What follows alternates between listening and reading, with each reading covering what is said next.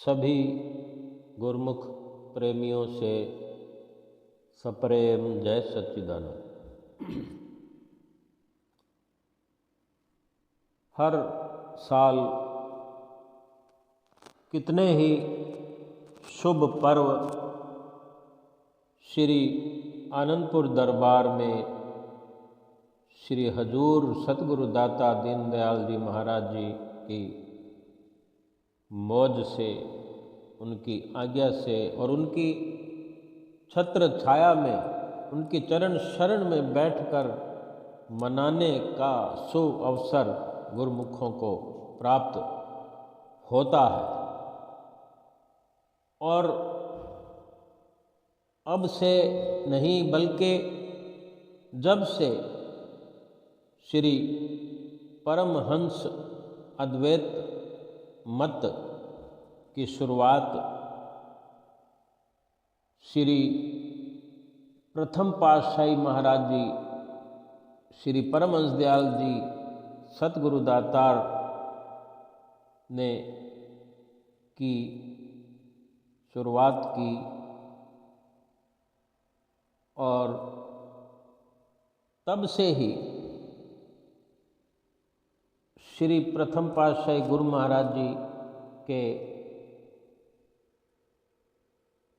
उपकार लगातार उनकी आशीष, आशीर्वाद, उनकी रहमतें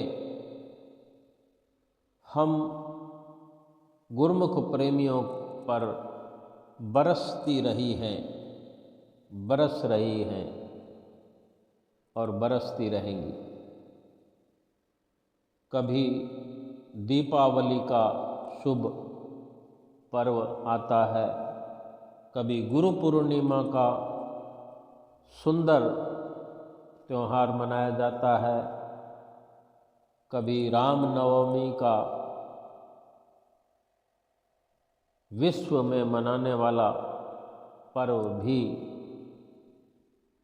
श्री आनंदपुर दरबार में जोरों शोरों से मनाया जाता है गुरुमुख प्रेमियों के साथ। और वैशाखी पर्व और इसी प्रकार कितने ही पर्व त्योहार एक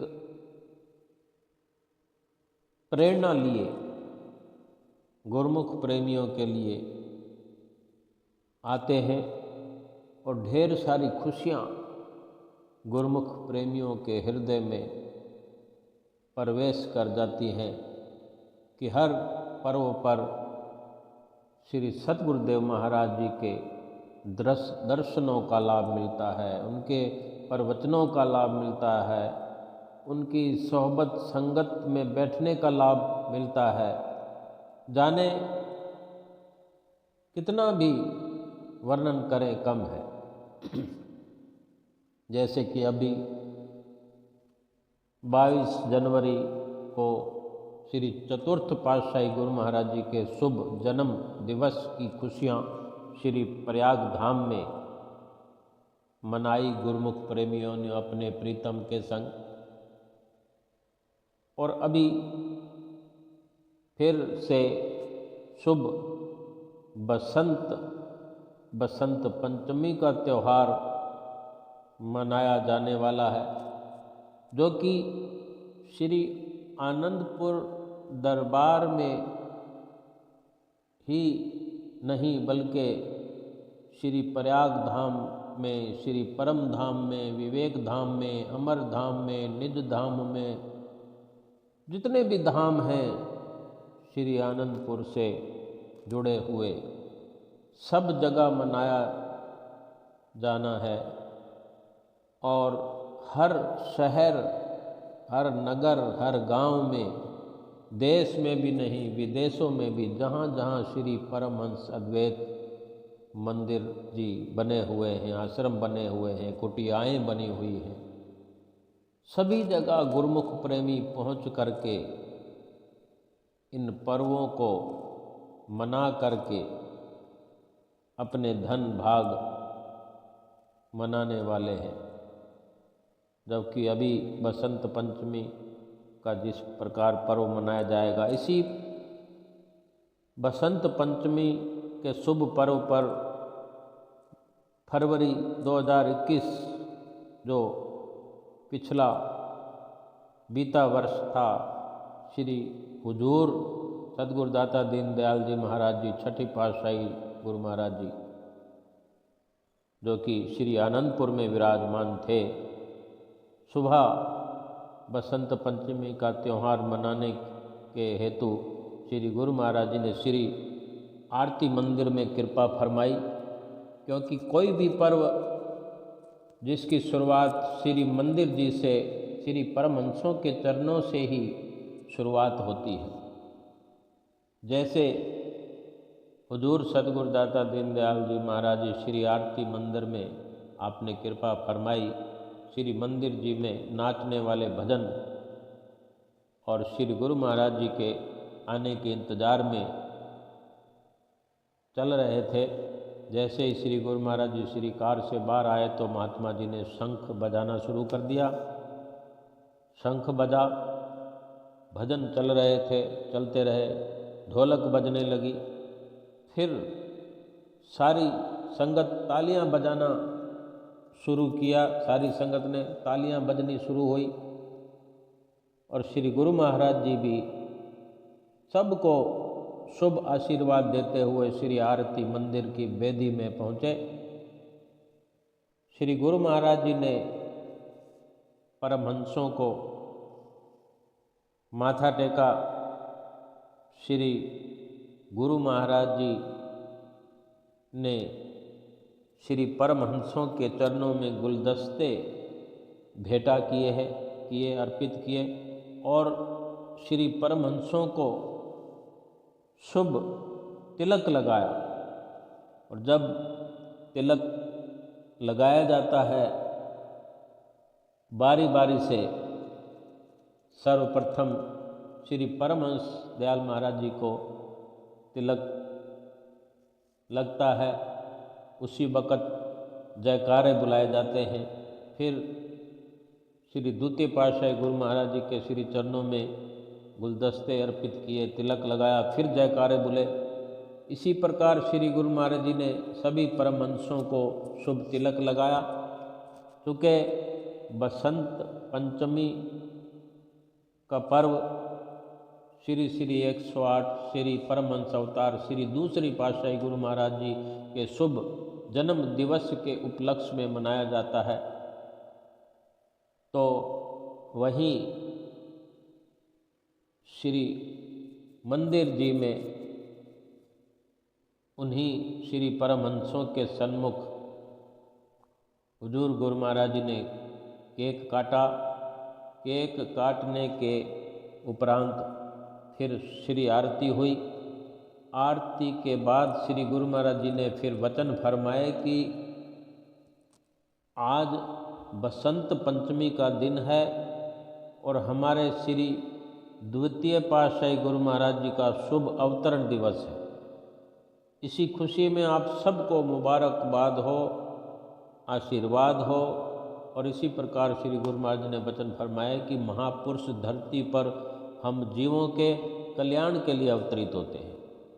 श्री गुरु महाराज जी ने फरमाया कि आप सबको मालूम होगा कि आनंदपुर की जो रचना है, जो स्थापना है, वो श्री परमहंस दयाल जी महाराज जी की कृपा से श्री द्वितीय पातशाही गुरु महाराज जी को सौंपी गई।